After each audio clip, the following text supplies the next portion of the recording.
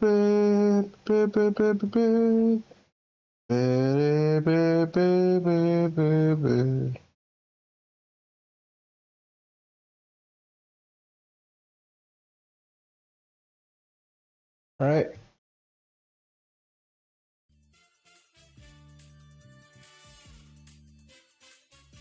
Let me see. Hey, nigga, where am I? Hold up. There we go. Unranked.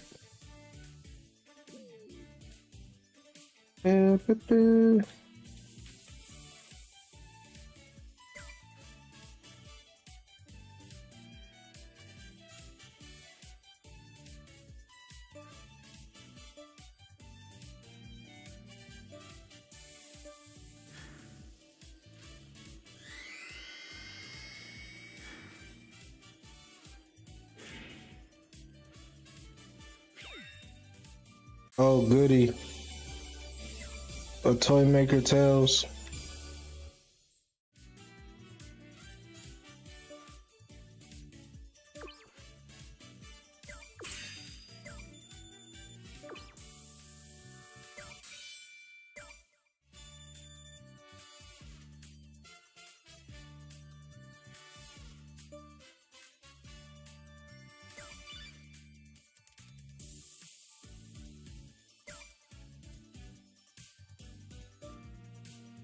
I don't even know who the hell this is.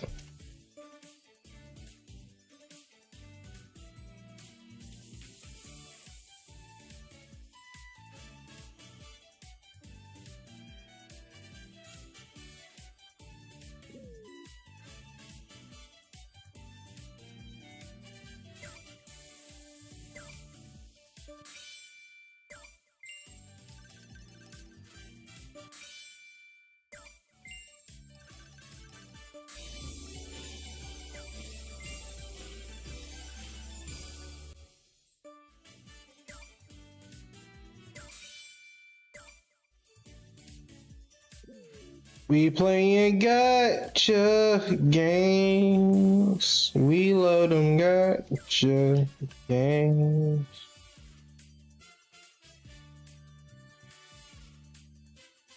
Might as well play it.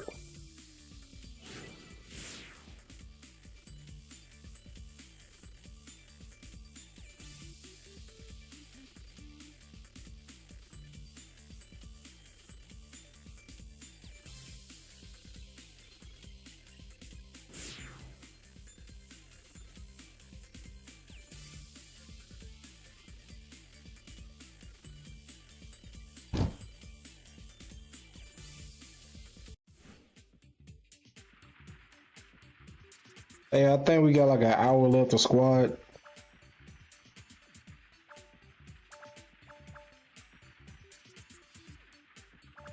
My nigga is at work doing jobs. That's crazy. Oh, you enjoy that. All right.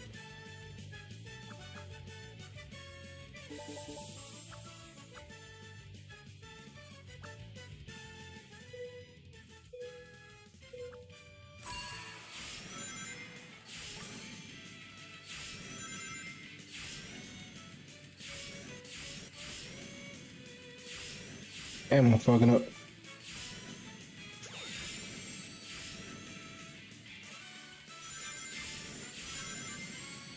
Up, up. Fuck.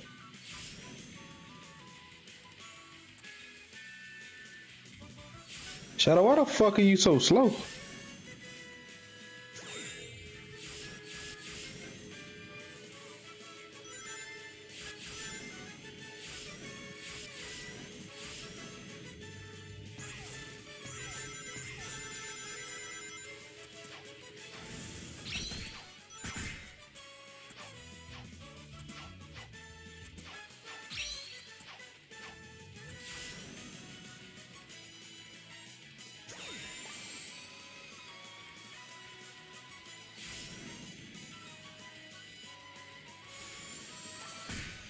Bro, I ain't wanna fuck that auto run shit.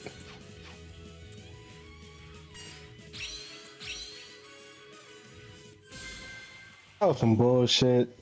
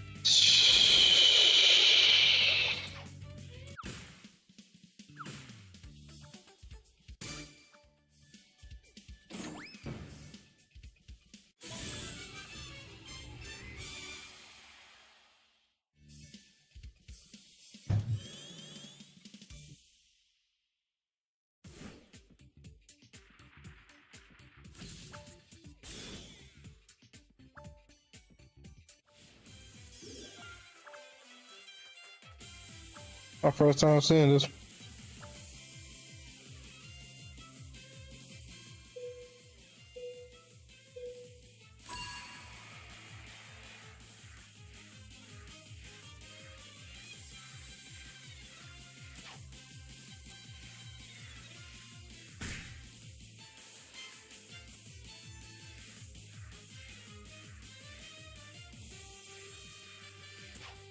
What the fuck is my...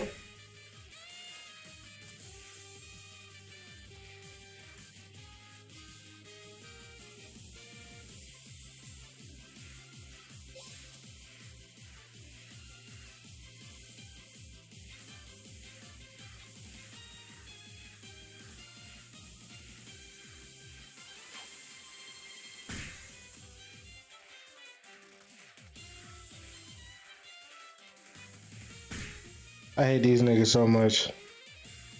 Bro, just stand on different ends of the fucking plane, bro.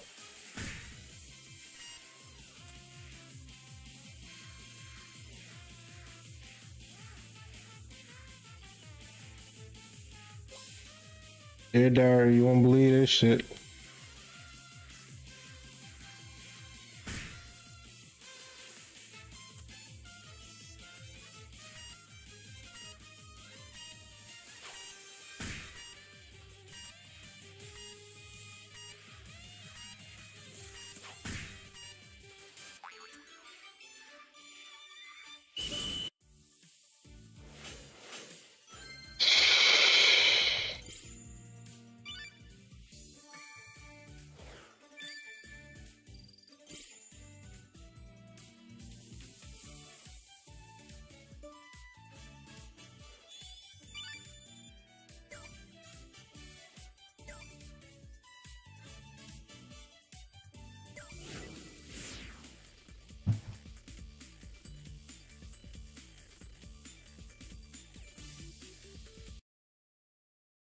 In the party understands that offering a vote in the Senate without a commitment that it would pass or that the House would even take it up is an empty offer. Offering a vote in the Senate without a commitment that it would pass, without a commitment that the House would even take it up is an empty offer. This guy gets it. Tim Kaine. Tim Kaine. You don't see him as one of the 8 voting yes. Virginia Senator Tim Kaine was a yes. I can't believe it! And for what? There's got to be someone in this party who understands what's at stake with these expiring subsidies. Senator Jeanne Shaheen. I had a meeting with some constituents last Friday when I was in New Hampshire. One was a man, he said, if I didn't have that insurance through the Affordable Care Act, I would not have gone to the doctor. I would not have gotten my cancer treated, and I would be dead by now. That's what this fight is about. Now that's somebody who's not going to roll over. That is somebody who has the moral clarity, and she voted yes, didn't she? Jeanne Shaheen decided to vote yes.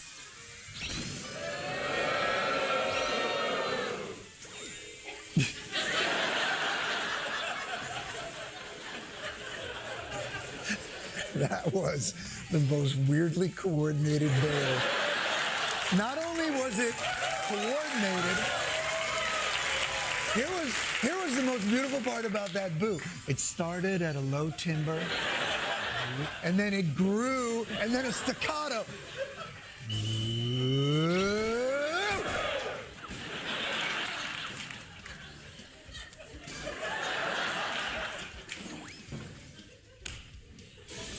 Gene Shaheen. And you know what this is she about to did be a that struggle. almost was, after a month of standing on principle because of the needs of her constituents, she now uses those same constituents as her cover for cowardice. When I talk to my constituents in New Hampshire, you know what they say to me? They say, why can't you all just work together to address the problems that are facing this country? Really? Even the cancer guy? He's saying that now? That's not what he was saying before, but now he's like, look, what I said earlier about wanting to live, I didn't know that the alternative was a spirit of bipartisan cooperation. I was just thinking, I want lungs.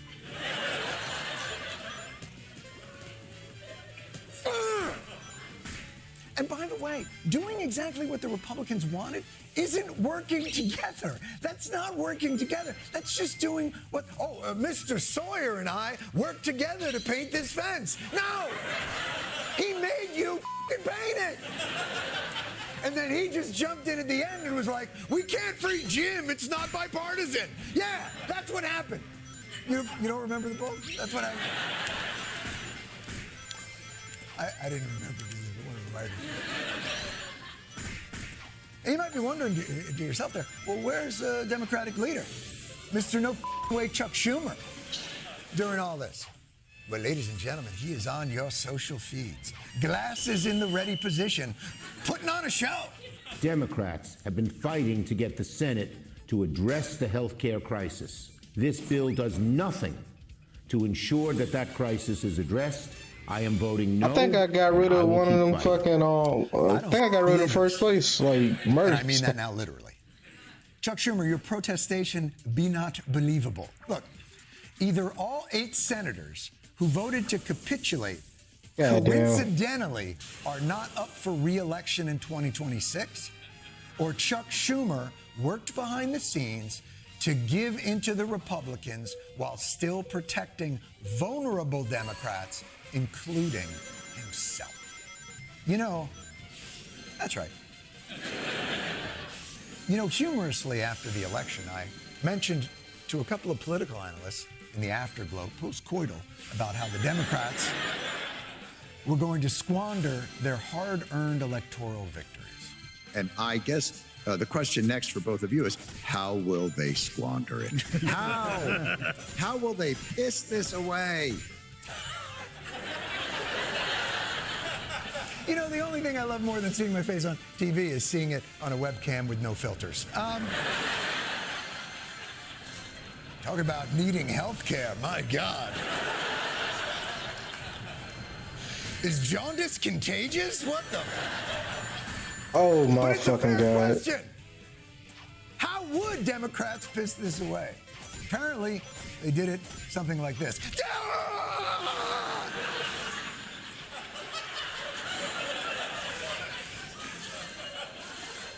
Acting. This is a world-class collapse by Democrats. It would be like being up 10 points with 3 minutes left to go in a game and still finding a way to miraculously lose it for the 4th time in just one month. Fucking A.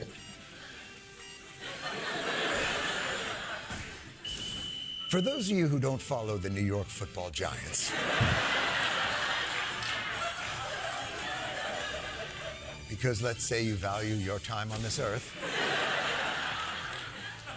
this is a football team that on 3 separate occasions this season has blown games that, statistically speaking, based on their sizable leads vis-a-vis the amount of time left in the athletic contest, they had a 95 to 99% chance of winning. I refer you, for instance, to this win probability chart from Sunday's game against the Chicago Bears, where you can see the New York Giants' chance of victory climbs to 97% before they trip on their own dicks and fall down a flight of stairs. And again, I don't want to get too inside football here, but you're not supposed to do that.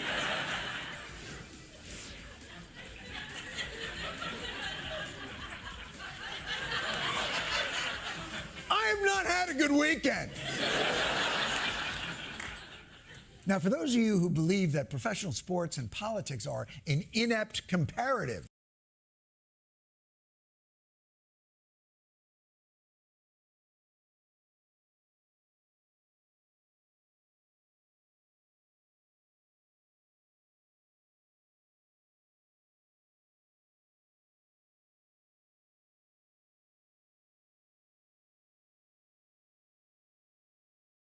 Why do guys...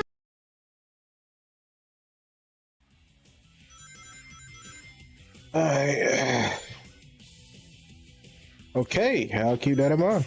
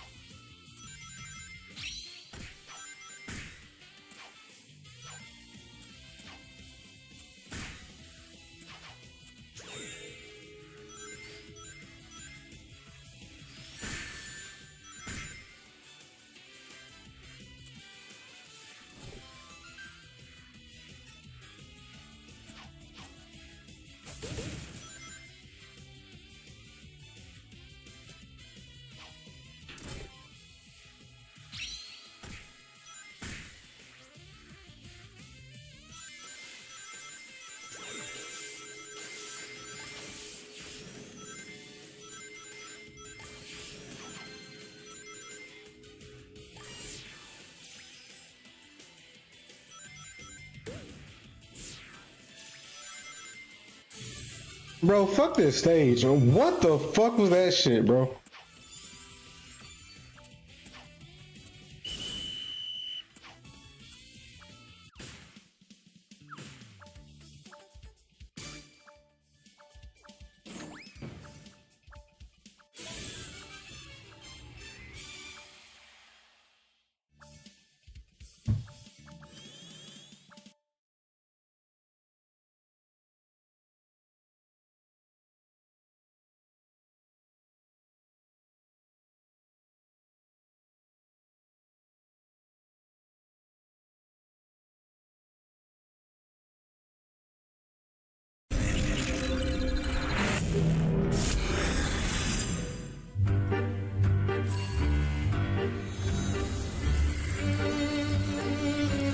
You sure you're making the right choice, bub? Not a doubt, Mon ami. I'm free to be myself. But somehow, she manages to keep me grounded. She's my whole world. You know how troubled his past is, yet you still chose him. Of course I did. River's always been there for me, no matter what. Is this the OG voice actors? Let's hope that stays true.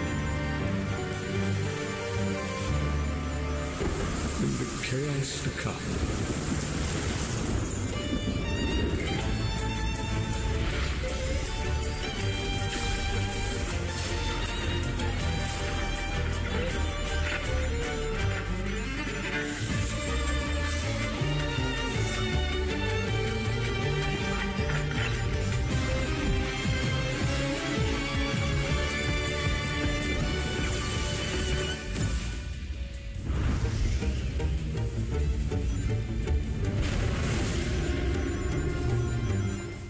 Whatever, bro.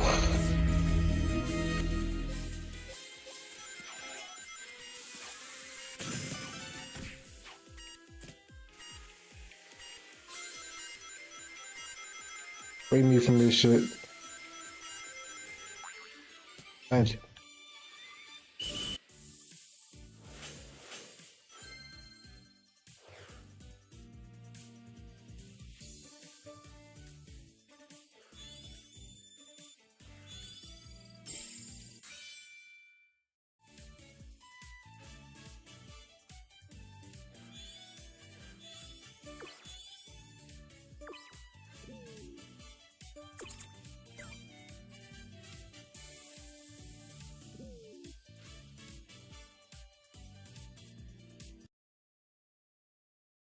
Gambit was officially revealed to be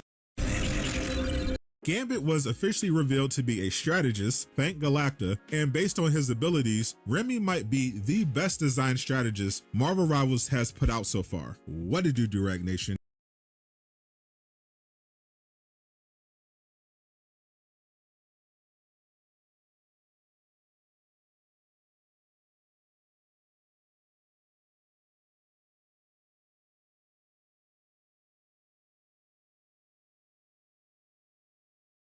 Donald Trump is in serious trouble because an overwhelming majority of Americans say we are in the worst economic conditions since 1951. And just today, 61% of Americans say Trump worsened America's economy, and 51% say he directly worsened their own finances. And it gets much worse than that because 79% of independents blame Trump for this economy. His government theatrics did nothing for him. Let's take a look at these stats. Where are things with the economy right now and how people are feeling about it? Yeah, what President Trump is trying to sell, the American folks aren't buying, and we can see it pretty simply here. Take a look here. This is consumer sentiment, their current conditions. Consumer sentiment can be the current conditions or it can be future expectations. We're looking at current conditions. And get this, according to the University of Michigan, we are dealing with the worst ever view of current conditions dating all the way back since 1951. This is record-breaking in the way you don't want to be breaking records. And get this, Kate, it is down 30%. Consumer sentiment of current conditions down 30% from January when Donald Trump took office. No bueno. But they do not feel good about the economy. How much are they blaming this on President Trump? Yeah, it would be one thing that President Trump could ignore it if folks weren't blaming him for it. But take a look here.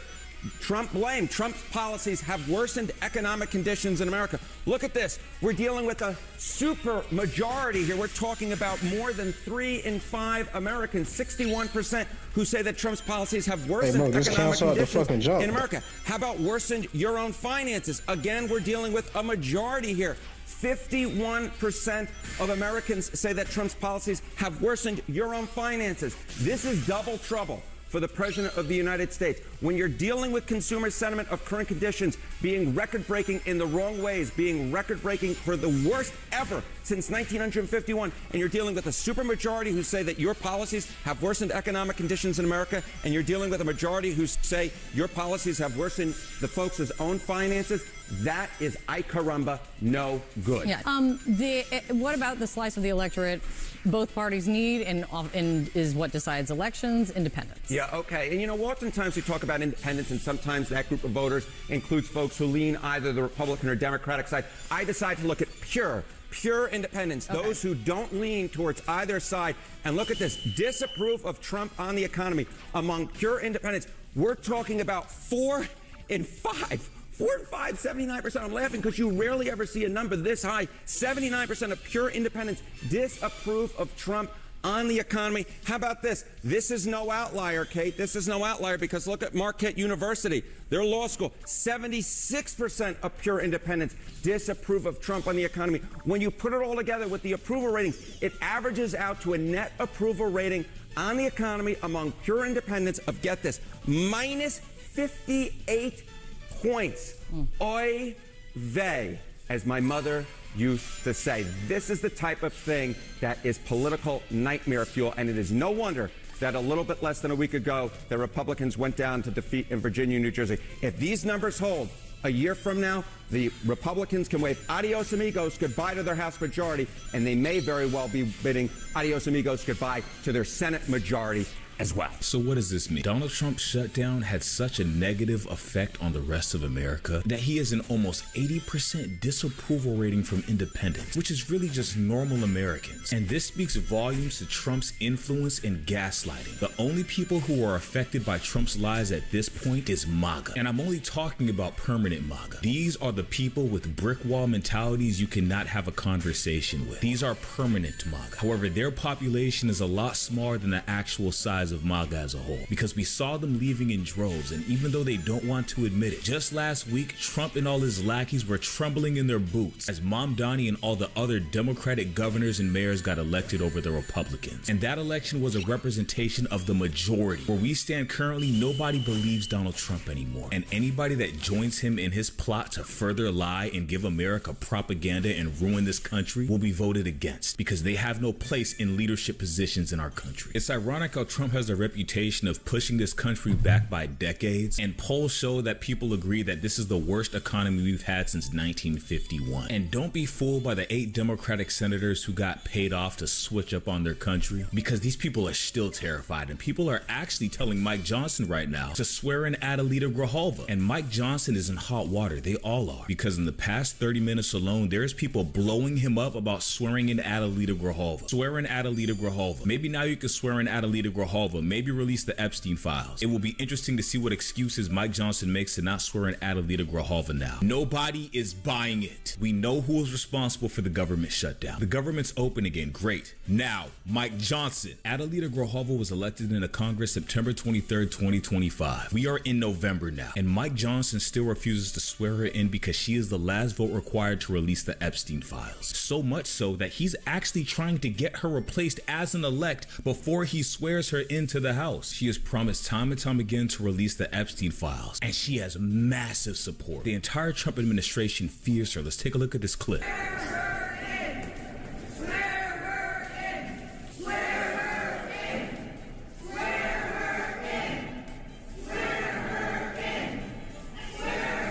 Right outside of his office as well. They even caught him in 4K. And Mike Johnson is crumbling under the pressure so much that when he went on camera today, he refused to take questions and walk off because he knew we want those Epstein files, and he's avoiding it. Let's take a look at this clip. That's the update I wanted to give you this morning. There are probably lots of questions, but I'm going to get a lot of my own questions answered later today, so stay tuned for more. Thanks so much.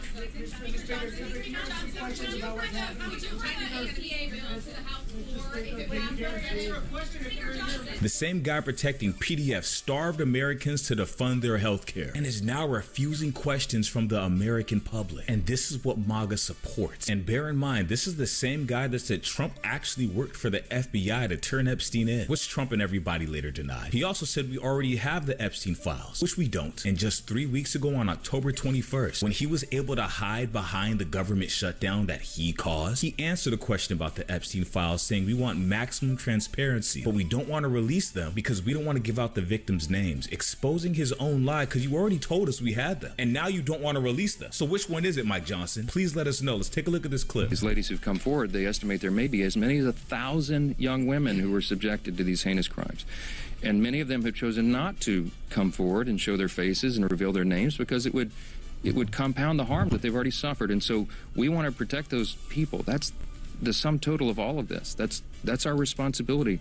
And short of that, we want maximum transparency. And that is exactly what the American people are getting right now. 3 weeks later, the government's open, and now he refuses to take any questions and walks off in a scurry. We do not buy it. They can lie to MAGA all they want. The overwhelming majority will oust them. The overwhelming majority doesn't choose sides. If you are not fit to lead America, we will get you out of here. We don't care who you belong to. We are not MAGA. And in all of Donald Trump's efforts to defund Obamacare, which is just the Affordable Care Act, he then reveals that he still has no plan because they've never had a plan. How does he think the rest of America is going to respond to that statement? And here's what Trump's own Dr. Oz had to say about this. For that, so do you have a thought on how you want to see this play out once these subsidies do expire this year? You always ask the right questions, Maria. So I spent a good part of the weekend with the White House working on exactly the answer to that question. We have lots of great ideas, but I don't want to show our cards. As the president often says, why would I telegraph to you what we're going to do? We have to have an open government. I need my top people around to be able to navigate the right solutions. We will support the American people. We always have. We want to do it in the right, responsible way. If we don't, it'll implode. If we hadn't fixed Medicare Medicaid with the one big beautiful bill, it would have collapsed under the weight of its increasing expense. There was a 50% increase in Medicaid spending in the last 5 years since the COVID pandemic started. We're at peace. There's no virus. We've got to reset, right-size the program with things like the Rural Health Transformation Fund, where we're pouring $50 billion into rural American healthcare in order to fix a real problem. But we don't want to throw money at issues. We want to actually have tactical solutions that work, and it's happening.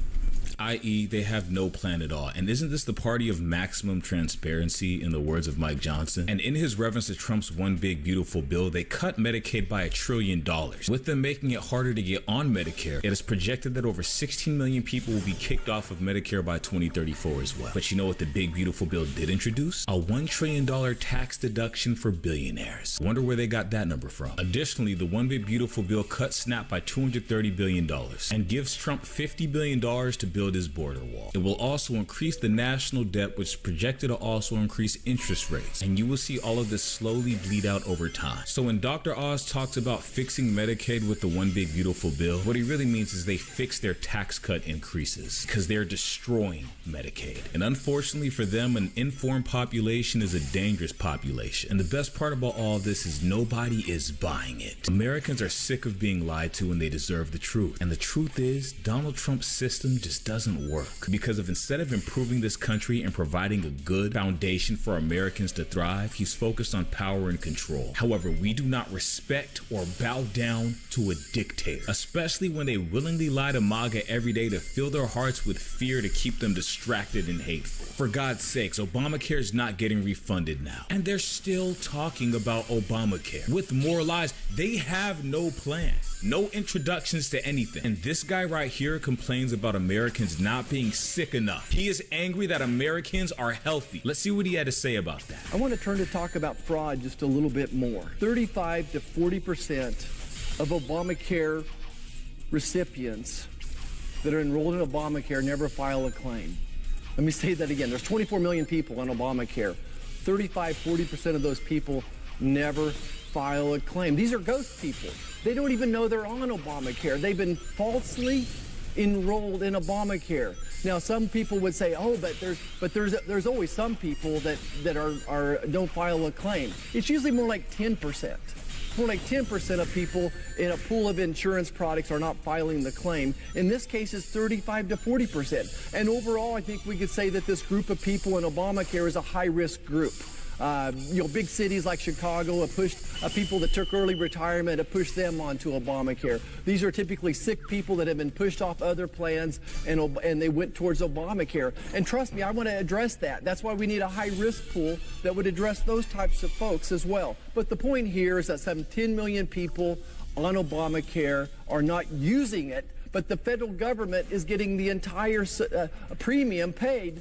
The insurance companies are getting the entire premium paid by the federal government. So 10 million people, a premium every month. It's like a slot machine going to big insurance companies. This guy must not be the smartest branch in the tree. He just sat here and said sick people go on Obamacare, but they're not filing claims. So which one is it? Are they sick or not? And I guess the solution here is low-income Americans shouldn't have access to healthcare premiums. So first the illegals were the problem. Nobody believed that. And now the poor Americans are the problem? Look, if you're going to try to pit poor people against poor people, what are the qualifications to be a U.S. senator? Does any of our senators know what they're doing or talking about ever? Do you stop paying your car insurance and just hope you never crash again? Or should Americans all go bankrupt off of one car accident? This is an elementary level of understanding. And I think there should be a better screening for who's eligible for a leadership position in this country that makes important decisions, because this isn't it. On the bright side, this is exactly why they got destroyed last election. And it's why they're going to get destroyed midterm. Please keep it coming. Maybe Mike Johnson should stop sending them on vacation and they should actually do their jobs. They'd probably be a lot more competent and coherent, but according to Trump, you don't need to be competent and coherent. You just need to be a loyalist. Gaslight the rest of America and enrich yourselves. But Trump does love the uneducated, so it makes sense he's pandering for him. And just to give you an idea of how people are responding to this post, this is what they're saying. And this, and this, and this, and this. Overall, regardless of the outcome, it seems as though Trump's government shutdown has officially backfired. And with 79% of independents disagreeing disapproving of the Trump economy, and 61% as Bro, a whole what the saying fuck he is worsens these the stages, economy. B? He's done for. What's he gonna do? Blame Biden? Everything that happens from now on and moving forward is Trump's fault. And the people leaving MAGA are well aware of this. And with that said, his time is ticking, and soon it's going to be up. You have to actually perform eventually, Trump. His words do not reflect our reality. Swear in Adelita Grajova, Mike Johnson, and release the Epstein files, Donald Trump. Thank you very much for watching this video. Please make sure to have a great day. Leave a like, comment, and subscribe, and I'll see you next time.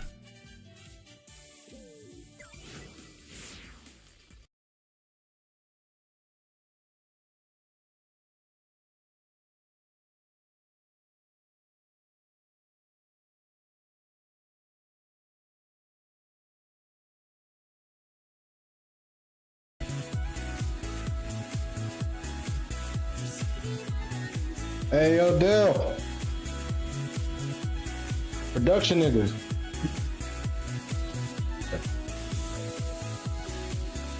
State of play? It's a state of play. What are you talking about? Yeah. Bro, these stages they've been putting me on been some, like, even the stages I know have been bullshit, bro. Like, I'm sure they probably was like, yeah, he's here, guys. Yeah, that guy. Yeah, the dude you tried to fuck on me last night. Not fuck that. oh, man. I'm just surprised there's a mod switch somewhere. Hey, I'm like, bro, I done hopped on this shit like, fuck out of here. Okay. I done took this, whatever, bro. I guess I just don't get that power up. Ah, fuck. Ah! Jesus. How the fuck he get the recovery after? You know what? Fuck y'all. Yeah. Oh shit. Bitch ass nigga.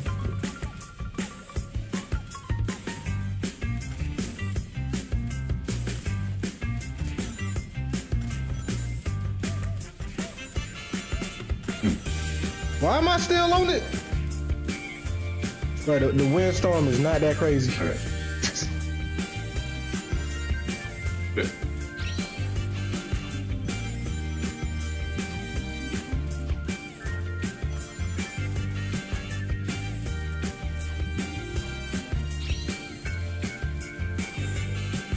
Whatever.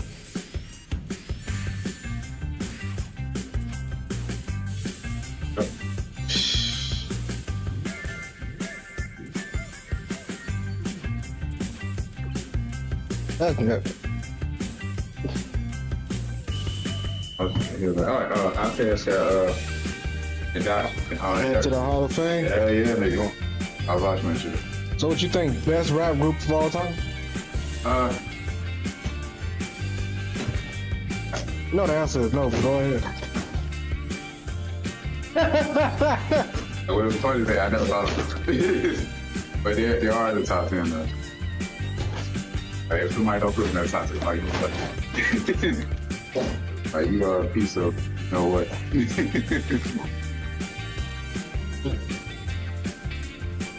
So that's this. Yeah, that's right. I got it. Damn, now I don't want to get rid of the rapper.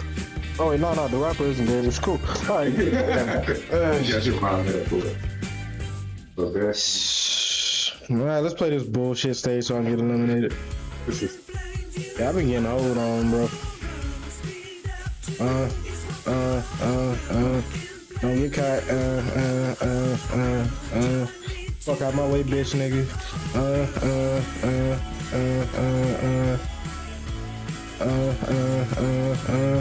Don't get caught. Man, fuck. Fuck! Ooh. Interesting. Don't get home. Yeah. Really? Cause somebody else blew the shit up? Yeah. Don't get me this. And I lose half of it. Cool. Well, I'll take this. I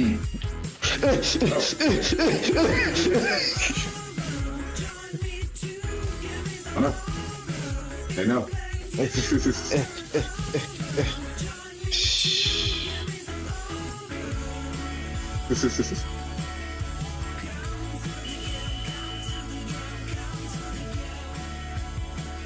Bro, PlayStation, chill with all that damn indie music, nigga. Damn.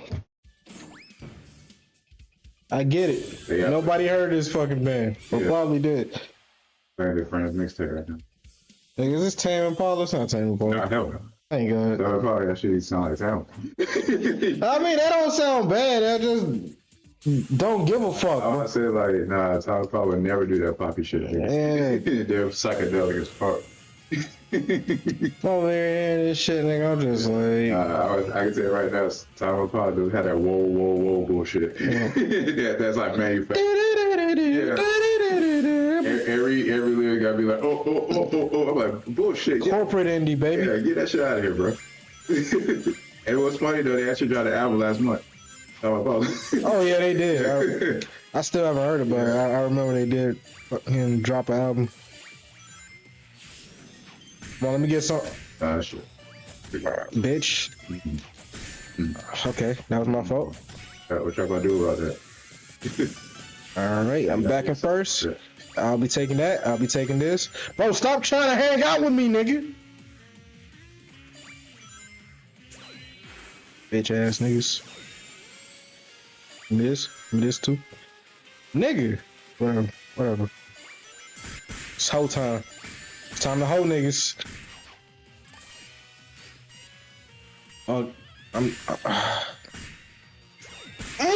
Nigga. We holding back. No shit. Nigga, put me in second. Classic. Damn. Yeah.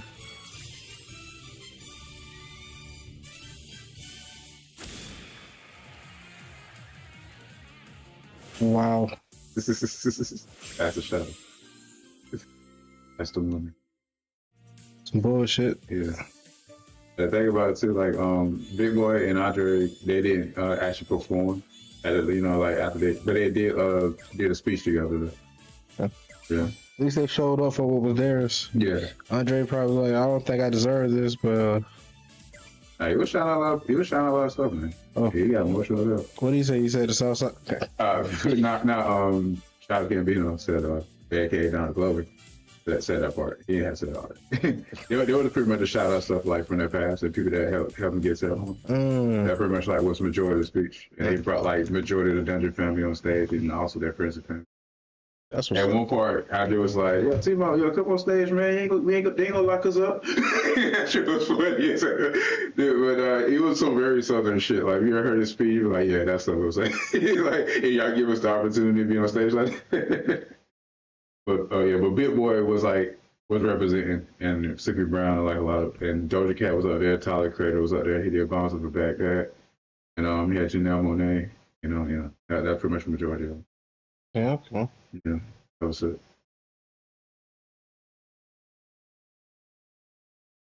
I was like, ooh, I didn't know that was gonna happen.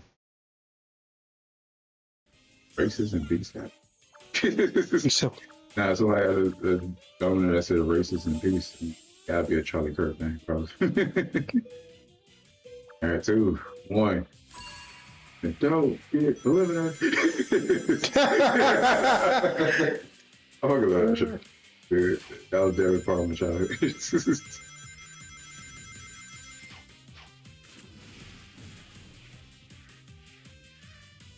I can wait. Wait.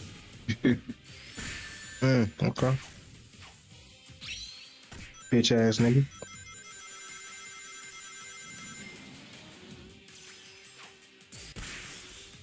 How the fuck he had a shield for that long? Whatever.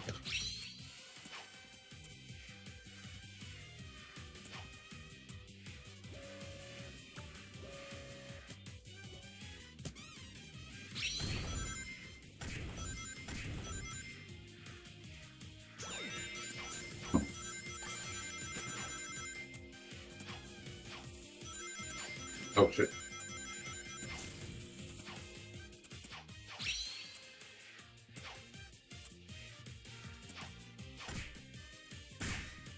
Well, hey, cool. That's cool. Nigga, how? Whatever.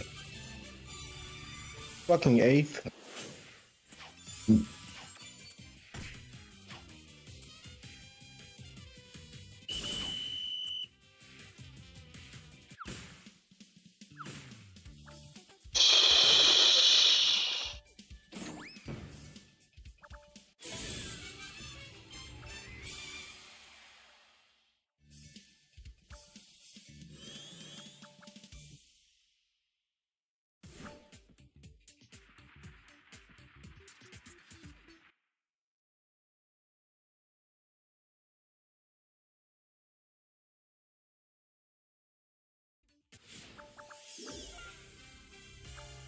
They're gonna talk about like Xbox shit.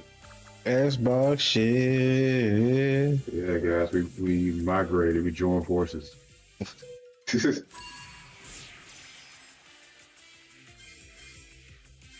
Your bitch ass away from my side, nigga. No. Whatever. 4, 3. Got it. Fuck, I gotta share it with these bitch ass niggas. Yeah. Nope. How the fuck? Ooh.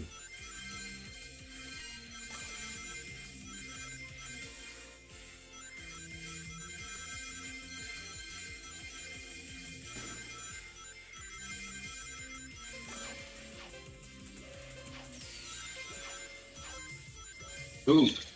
Where I'm going. And they took both of them. I guess I'm getting eliminated.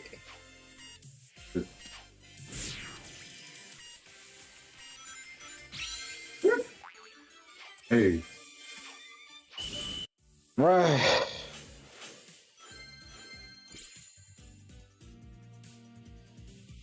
This shit's stressing me out.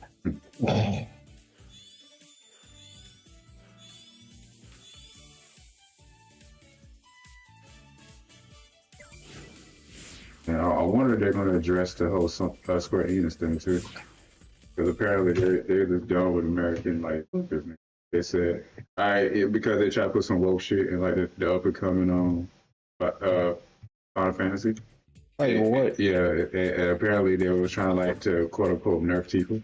If you think about it, Try to reduce her titties or something. Probably they never really elaborated, but it was like, but I guess that was the last straw. I guess that's something they probably. I mean, Tifa technically only had big titties and what the original fucking. Yeah, and I think because of was it Rebirth was the second one. It was fucking Advent Children and all that shit. Yeah, it's like the second Final Fantasy 7 game. Yeah. Apparently, you already know about the whole like you can actually have her like her cleavage covered and things like that. Yeah. I was like, wow. So I guess that rubbed Square Enix the wrong way when they finally like want to continue doing some bullshit like that. I was like, all right, dude, like we know what y'all. It's gonna be some Japan and house only shit now. Every time we cover the anime titties, Americans get mad. Nobody wants that shit. Yeah. So what are y'all doing? They just compromised at the time because the game was already out. They was like, all right, you know what, fuck it. It is what it is. Oh, y'all still want to do this shit? All right, nah, fuck that. Nigga, what the fuck? Okay. Yeah, we'll decide if we want to cover them or not you.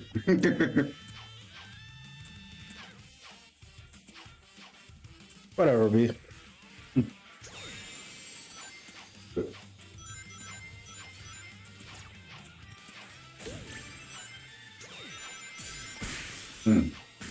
Oh, where's the other person coming right behind me doing the shit I just did, huh?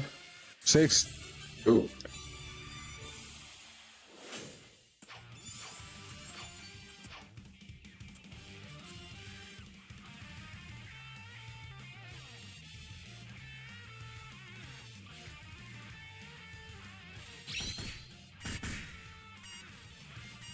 Yeah, I did that.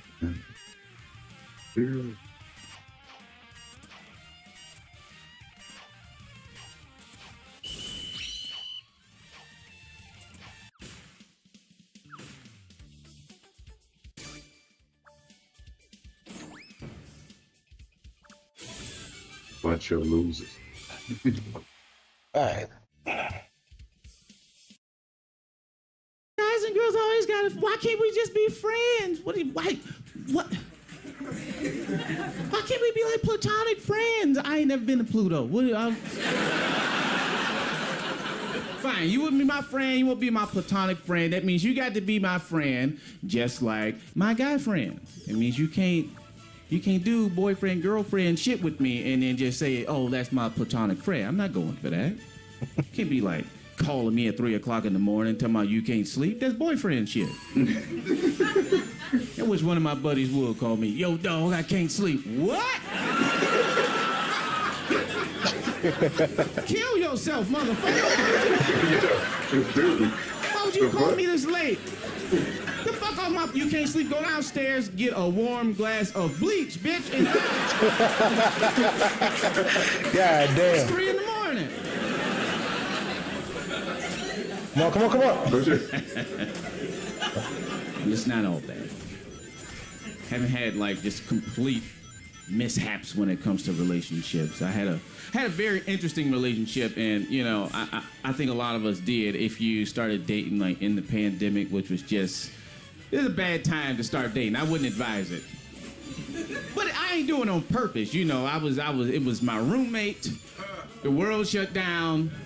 At that point, it's jailhouse rules, dog. You know. It's like we gotta fuck each other. That's just how it go. Luckily for me, my roommate was a girl. Otherwise, I'd have a different story to tell y'all. Weird, man. It's dating in the pandemic, and you know, all the time. Cause I get it. Some people, I don't want to just put it on women, but people be trying to figure out the status of the relationship, looking to see what's in the future. But in a pandemic, I don't know when the future is. We might not make it. All the time, every day. What are we? What are we doing? What are we? What are we doing? Bitch, surviving. What are you talking about? What are we? We doing the best we can. What do you want? More?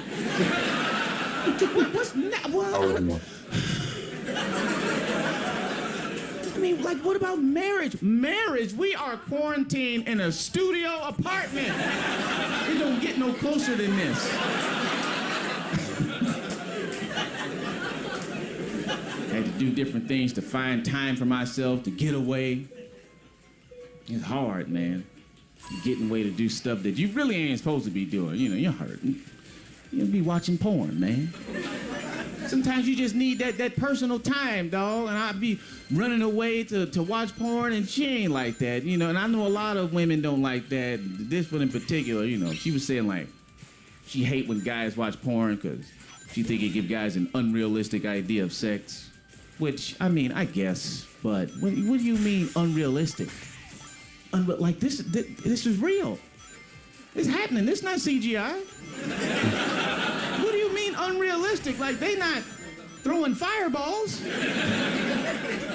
They just sucking dick with love in their heart. So that's the unrealistic part right there. You can do it too. This is not unattainable. Loving that? Come on, bro. Dude. What do you mean unrealistic? These ain't women from Krypton. These is whores from California. They really exist. I watch it anyway, man. I don't give a fuck. My mama pay my phone bill, but it's mine, damn it. Unlimited data. I be on there, man. I done signed up. I got an account and everything. It's my real name. How the fuck did I not get that? Picture of me, not no scrabbly one. It's a headshot. I'm on there. I log in. I be commenting and shit. Their on-screen chemistry is beautiful. I'm part of the community, goddammit. I done went through the whole page. It's like when you sit with something for a while, you start noticing things you ain't noticed before. Like, I didn't know this. I hate like when the clear like, first place is there and like nobody touches that motherfucker, bro. It's like, next what's to the the comment fucking section, point? there's a section that says report. And I'm like, what the fuck is this? Never seen that before. You know, I get it on Instagram, somebody fucking with you, but you know, what is report on porn? Like a grade? Like F. What is... So I click it to see what it is, and you know, I'm like, what is this? And you know, you can report like if you think some shit on there is fucked up or whatever. One of the things you can complain about is this is not porn. I didn't know that you could make that. Like, it opened up so many doors to me because I'm like, first of all, what do you mean this is not porn? Just go watch another video, you freak. What's wrong with you? Then you thought about it. Then I thought about it, like, wait a minute, what diabolical monster is upload non-porn on a porn site? To porn sites? Yeah. Why would you do that? Who does that? What are you putting on there? Like, you thinking you watching reality sluts and you and you end up jacking off to a regular episode of Flip This House. Mm-hmm.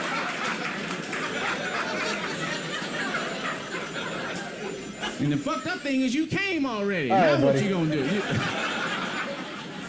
What did it for me? Was it the half bath?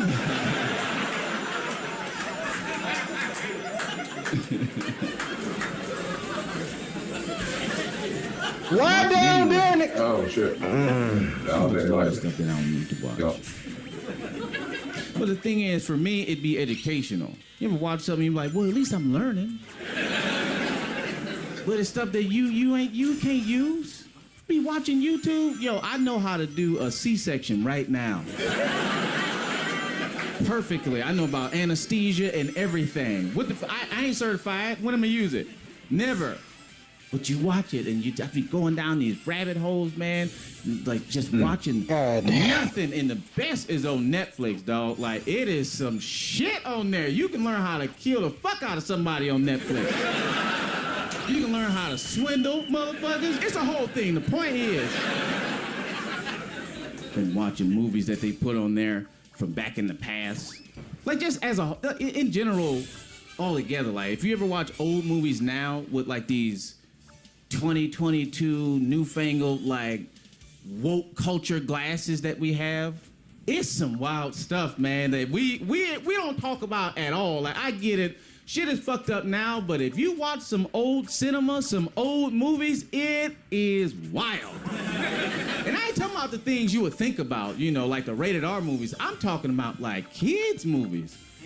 Like they fucked up. Compared to now, like, okay, do y'all remember a movie called The Little Rascals? Yes. Oh my God, that misogynistic shit. Yeah.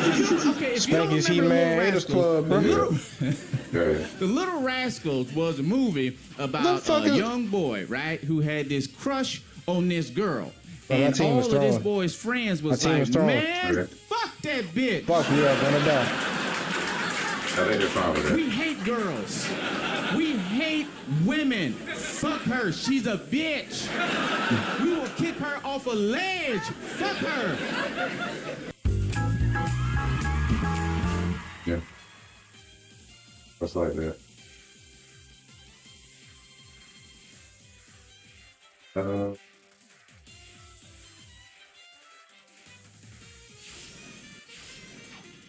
Bro, just go ahead and load up the queue, dog.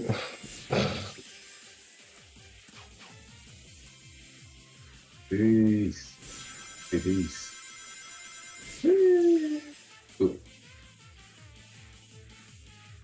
And I hang out with y'all niggas. Last time they put me with the retards, nigga. Sure, I'm not sure it's gonna do with you. Are you still gonna be part of the TV with them? Let me through. Okay, good job. Okay.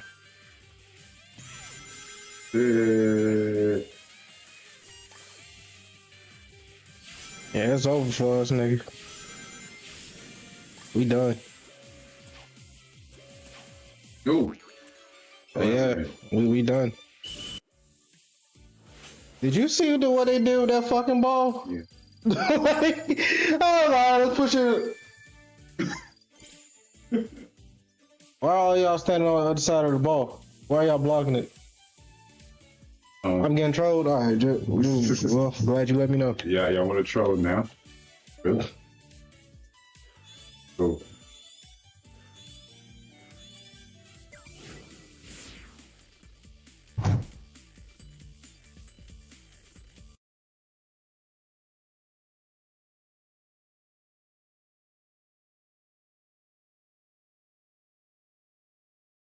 No, I'm never gonna Again, watch now this. about vampires as a concept, because I think Karl Marx often used like vampirism to explain capitalism, right? And he constantly used it as a metaphor. And I thought it was so brilliant in this, and maybe I'm reading this wrong, but the minute they kind of lose is when they seek the white man's money. It's good me saying it, but I need you to say it. Well, I said it with the movie, so I can't, but I can't double down. Like some of the stuff you asked me, but I can't, like. You can't wait.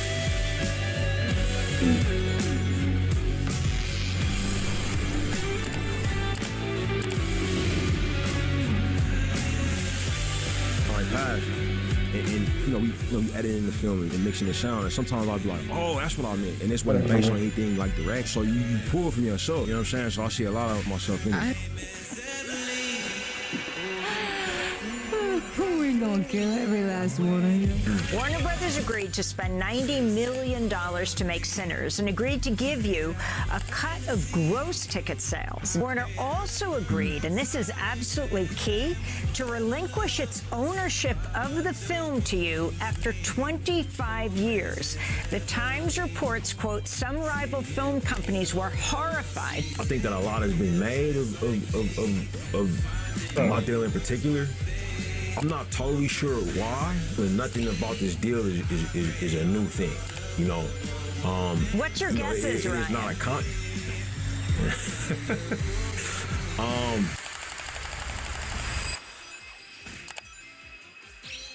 I'd rather not say. I was like getting shot, like, you know what?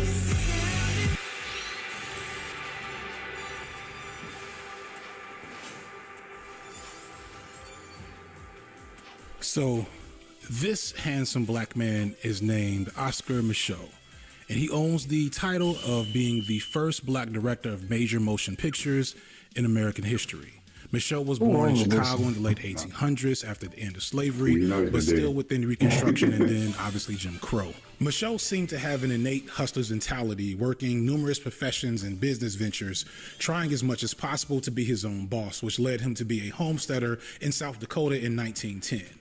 Here he developed the knack for storytelling and fiction and eventually film, writing his first book based on his experience as a homesteader in 1919, which he eventually turned into a movie. Much of Micheaux's work is lost media. A glance at his Wikipedia page indicates that he has dozens of movies that just are not in circulation. But from what is known of his work, it's clear that way back in the 1900s, black artists like him were concerned with issues of race inequality and liberation. Micheaux wasn't the only black filmmaker of his time. However, scholars tend to put him above the rest due to the content of his films, the willingness to present a more robust and introspective image of black life in America than others would. Further, Micheaux didn't just challenge white people with his depiction of black life, he also addressed the prevailing opinions of black people about other black people at that time period where class divisions amongst black people were beginning to be more prominent. He was a pioneer in that regard.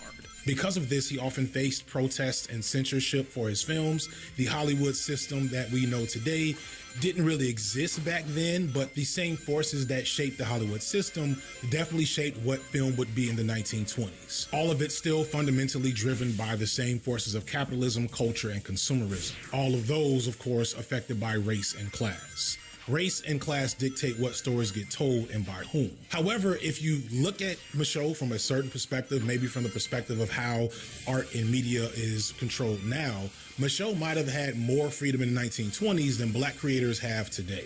Hollywood wasn't as much of a capitalist machine yet, so he didn't have to worry about streaming numbers and contracts and theater cuts and box office returns. He still had to find funds to make his movies, but didn't involve decades-long exclusivity deals and signing away rights to his own creation. He just had ideas and opinions and stories in him from a complex and full life, and he wanted the opportunity to tell those stories. Micheaux might seem like a tangential figure to bring up in this video about Sinners, but his experience is actually really emblematic of the question I'm going to be asking multiple times regarding this film.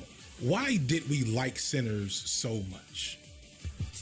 So what was your favorite part of the movie? What was your favorite part of Sinners? Oh man, I think, as cliche as it is, I think the Somebody Take Me whole sequence was just so beautiful. As someone who loves Afrofuturism, it just felt like such a tribute to that entire movement and the entire idea of this interconnectivity throughout, specifically Black Americanness, but Black culture going backwards and all that connectivity. The history of music that happens in that just comes out of not nowhere because it's been very music heavy, but suddenly that Ryan Coogler clearly decided, fuck it, I'm doing this. So Sinners is a movie that low-key shouldn't exist. On paper, Sinners sounds like a corny idea from like a black goth kid's Wattpad, but in reality, Sinners was a veritable amusement ride. What made you come over that? Drama, over-the-top blood splatter, film nerd, technical stuff. So Sinners, we shot on Black the big boy format. entitled this is called large format. FD be saying the most uncool shit sometimes. Like, be swearing up and down like he just knows him, nigga. I just be like, shut up, all right, bro. A nice helping of social commentary and lots That of was love anybody for can put a black free art account on and YouTube. music. Even as I say this, it still Lord. sounds like way too much. Man, for just one saying that movie, about but Django or somehow some it shit. works. There's so much to talk about that I don't even know where to begin. It's like, what Sinners is like a black twist on but you click on a video from about dusk to Sinners that daylight. was I mean, released from 6 dusk months to after the movie came out, then you might know that despite Dusk to all this good stuff daylight. in Yeah, Sinners, I That's kind like of a didn't want to secret make that a never video happened. about this movie. It wasn't because of anything I like negative Dead by I got Daylight. from the movie, but for some reason I found Sinners Dusk to Daylight uninspiring in terms meets of a deeper fucking analysis that but like, you know, it would has need to like make a all the video. historical So the question shit. is, what changed? Well, a lot. And a lot of Of it that comes era. back to that question. Why did we like Sinners so much? And what does it tell us about the nature of black art, which I think the movie was greatly about? I promise it'll make sense by the end. This is the Black Media Breakdown. Like, you tell long as being really good. You know, it's one of those cases. He works my time to fucking in, I swear. I wrote the original script based off of my relationship with my uncle. You know, when I found myself doing, I'm gonna think about it if I was listening to all the blues records, you know, and it would kind of conjure the spirit. It would be like you were sitting there listening with it. Part 1, what made Sinners so amazing? And understand, because I love the movie, that question is also to me. It's not a rhetorical question or meant to be snarky or ironic. It's not a gotcha. It's more so challenging us to do a self-inventory of our vulnerability to media to figure out what makes us tick, and how Coogler is probably better than anyone ever has been at doing this unique dance with a black audience. A movie this great deserves more than stands who get hypersensitive when someone says anything about it other than giving it the highest praise. So I want to contribute to that by engaging in maybe the most important form of criticism around any piece of media, which is criticism that also asks the viewer Shadow, you're to so cool. interrogate Shadow. themselves. As a show Shadow. of good faith, I'll start with Mr. this. Shadow. I knew Sinners was different when I encountered Shadow probably my Man. second favorite scene of the whole movie, What the fuck? a third of the way in this moment between Unless I'm Smoke missing out and on his those. estranged Oh, lover. no, I'm not. And there's a lot of reasons to love this scene. It's a great performance by both I'm actors. supposed to get It's a 500 out really there, but dramatic, whatever. important beat to understanding Smoke and Annie's characters. there I we don't know go. how many times I'm going to say this, but Michael B. Jordan really deserves an award. Wunmi Mosaku is also a chameleon, and she's a character actor in a variety of roles and often feels like a completely deserves an different award person in win. all of them. So there's a lot of great elements of acting and representation here. The one most people talk about is Wunmi being a larger, dark-skinned black woman and being depicted as the lover of a lighter, more traditionally attractive black man. The absence of representation in this very normal type of coupling that if you Hit see this in nigga. real life That's it. is so bad that some people first assume that Wunmi, who was the same age as Michael B. Jordan, was playing his mother. The movie was cast, because I know you have a casting person, but he's involved in that. Right. Even if the movie is cast, it's not the way Hollywood would cast that movie. If Hollywood was in charge, they're not casting Wunmi as the romantic interest. And I hate the fact that I can say that with such authority, and I don't want that. And I love the fact that that's, again, a meta moment. Me in the theater, who knows a little bit about Hollywood, is not operating at the level Ryan is goes like, boom. This is what happens when you put a black man in charge who has integrity and has earned the ability to make the decisions he wants to make. Yeah. You know, it's the same thing with I mean, you used to see it in Spike Lee movies. Like, that's not how that would have gone down. Yeah, exactly. Like, you know, her accent's thick and da-da-da, and she's, you know, they would have called her plus size or something ridiculous, you know. Like, that's the difference between a black person in charge who's making the decisions and has surrounded themselves with other black people and in the best way possible allies who understand what the assignment is.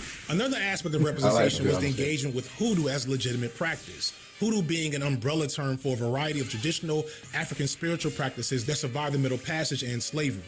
Something that is still practiced to this day by black people, often by black women. Hoodoo is different from voodoo, but like voodoo, is often depicted with this fantastical supernatural affect, which, while that may be more interesting on screen, is often greatly misrepresenting the actual practice. And while I'm sure this wasn't the perfect representation of this practice compared to its real life counterpart, I've heard a few hoodoo practitioners say that this was the first time it felt like the representation of this practice was done with respect and not turning it into a farce. what I appreciate about the depiction of hoodoo, as I feel about any sort of like West African diasporic practice in this lens, is it being taken seriously. And so to see hoodoo being treated as communal, as root work, as something that was people going to Annie as like this important part of the community to go for health and understanding. And also that like just kind of like any kind of faith, it's not magic, it's not limitless, it cannot bring back the dead, but it can provide comfort and a sense of grounding in this moment and identity. And that it was something that Annie was very much is like, I was praying for you the way that my mother prayed for me, that this is something that is ancestral and bound to her intimately. So that representation was great, but for me, it was a third thing that stuck with me. And that's when Annie used her real special powers on Smoke, the power of a woman's touch, and melted this man in her hands. This is not the most romantic or complex love scene, but this specific moment to me sent me on a spiral of thought. When was the last time I saw a straight black man on the receiving end of this type of pleasure on screen in a serious tone? This is the type of pleasure that implies a deep connection to the person on the giving end. The type of pleasure that can only occur when someone, as Annie says in the scene, knows your body in ways that black men are often discouraged to understand about themselves. Again, shout out to Michael B's acting here. This face, this combination of ecstasy, fear, and relief, considering who Smoke is as a character, a former soldier, a current badass and outlaw, probably someone who's not used to or comfortable with feeling defenseless. The way he opens up his body for her touch, that's not on accident. This is something that many black men would and have died for. Deep, meaningful relationships between black people do exist on screen all the time, but this moment of representation of receiving and relinquishing as a straight black man is a bit unique. And I know I wasn't the only man in the audience that was like, ooh, I know what he's dealing with right now. That's a dangerous woman. That's a dangerous situation, but we do it anyway. So why did this scene connect with me and those other men? Because these are things I care about a lot. I've made whole videos about black men's sexuality. And one of the core arguments in those videos is showing how black men's sexuality is often depicted as aggressive, dispassionate, dominating, etc. And these are all real aspects of how black men express and experience sex, but it's not the entirety of black men's sexual being. However, it is what's most prominent in our stories in the media. So it's where everyone goes to when depicting us. It's also reinforced by social and cultural tropes reproduced by many men, often white men. And it doesn't take much to make the observation that many men, white and black, kind of act like they don't actually like women and or sex in general. Not in the sense of saying they're secretly gay, because gay men will tell you they deal with the same problems too, but that sensuality and pleasure is often stripped away from black men in a way that limits our ability to even appreciate this type of touch. Think about how many rap lyrics we've heard in the last decade or so that are basically denigrating the idea of receiving pleasure and seeing sex as just a thing you do to affirm your manhood. I'll never forget a song where Young Thug, way back in like 2015, was complaining about getting head and not being able to get an erection as if it was the woman's problem. Go watch that old video on black men's sexuality, but the point is that a variety of mechanisms throughout time that are both racist and sexist have stripped black men of being complete sexual beings, and our image has reinforced this mutilation. But for a moment in this film, we see the opposite, and it's really something that Coogler has always had. He's always had a knack for writing black men, which is why he's probably my favorite director, because I don't know if too many other black male directors really get to the totality of one, capturing and appreciating certain elements of traditional masculinity while also being challenging to those elements. This is also something we see in Fruitvale Station and Creed. And I know this about myself, so I immediately understood why I like this part of the film, why Coogler is my favorite director. It's because he does an excellent job balancing things in these films that I'm uniquely vulnerable to. But that's just me, and that's my second favorite part of the movie. And if you're watching me talk about Sinners 6 months after it came out, maybe even a year, depending on when you're actually coming around to this video, then I hope that's what you're here for. Not just a simple regurgitation or repeating things that You just talking honestly about could have heard sex. from any other video essay. Well, I do get the feeling what that did you nobody watch? has Well, fully actually, touched on this you know one what? song from Remick, the That's technically Irish valid. lead vampire. This has to And have the some reason why further meaning I'm unaware because of. most and I'm just vampires get unfamiliar associated with because sex. I don't know a lot of I just thought about Ireland's that shit. history So of like, anti-colonial oh, resistance to the But British and definitely how a that few reflects people a who lot of like see experiences with the black and Native trailers, American commercials, people and in all about like, America. oh, here we And got I wish action. I, It's like, yeah, I was knew gonna watch it. It someone was very into emotional. Like, that. You do know me. But I just don't. No, you do. I thought it would be suspenseful. What if everybody's talking about not letting niggas in? think you do You know mean me. with a penis? To relevantly explain that symbology for the video. I can explain it. But we gotta move on. What? Oh, it's eye patch. Let's talk about wow, sinners that's in good. capitalism. Fuck, The eye patch vampire was genre has a coming. great advantage in the realm of critiquing social inequality, as vampire lore naturally lends itself to examining the nature of the haves and the have-nots. The metaphor is so That's his effective name, that in Capital, That's Marx his literally name, refers Legacy. to vampires What the directly. fuck is our? Many wait, see sinners no, as it's- continuing this tradition, but I see the alleged Marxist undertones as flawed and incomplete. It engages with some things well, specifically the utopian appeal of Remick, who in many ways represents capitalism. Specifically, Remick's proposition for joining them is something that you at Lord, please don't tell me he gives a demerits for not following a doctrine he thinks it should follow. least might consider. I've had legitimate debates with people about whether or not it would have been better for everybody just to become a vampire with Remick. And I like this because in other anti-capitalist narratives, the capitalists are so cartoonishly evil and bad that there's really no reason a person in the story or us watching would ever consider joining them in the first place. In a story like, say, The Hunger Games, it's easy to look at the people of the capital and their opulence and see them as wrong and believe that you would never be like them. But in reality, so many of us defend our capitalist overlords and want to join them. And so as we're watching these types of anti-capitalist narratives, the dissonance ain't cognitive enough for some of Oh my y'all, God, so that's nothing stupid. seems to be learned. One thing They're that is stupid. forgotten They in don't modern realize. anti-capitalist discussions They don't is that realize. there was a time where capitalism was considered You incredibly stupid radical and progressive. Compared to feudalism and aristocracy, capitalism was revolutionary I don't for its care. time. As I talked about in my Black Villains video, a good villain is the you're hero right. of Come their on, come on, own come on. story, All and right, Remick all in right. many ways Come on, feels tilt this side, understandable. tilt it. He's not driven by racism, as the aesthetics of the film might lead you to believe. He himself is a victim of colonization, and this seems to have freed him from that experience. This framework of vampirism to him is the best thing for the people to go against their oppressors. You just have to die a horrible death first and you'll never see the sun again, but you'll be free. So I do love that. I think that's very good and unique for any genre of social critique You wanna go around close? inequality, Yeah. All to right. actually Wait a sec. force you to consider if you're really with those who are oppressed or not. But this is also kind of where Get the my film rewards. struggles with a level of conviction on this alleged anti-capitalist Lame. message. For one, aside from the horrible deaths, we don't actually see the negative ramifications of Remick's ideology. He doesn't balance it enough with showing the reason outside of the aforementioned brutal murder and son avoidance to not side with them. We even still see Stack alive in the 90s, seemingly doing fine. A while back, I talked to one of my elders, Dr. Sunday Adike. Bro, you're not gonna get that from that movie. Like the focus is more on Sammy and his decision with his gift. Fuck you. Catch you guys later on today. Damn.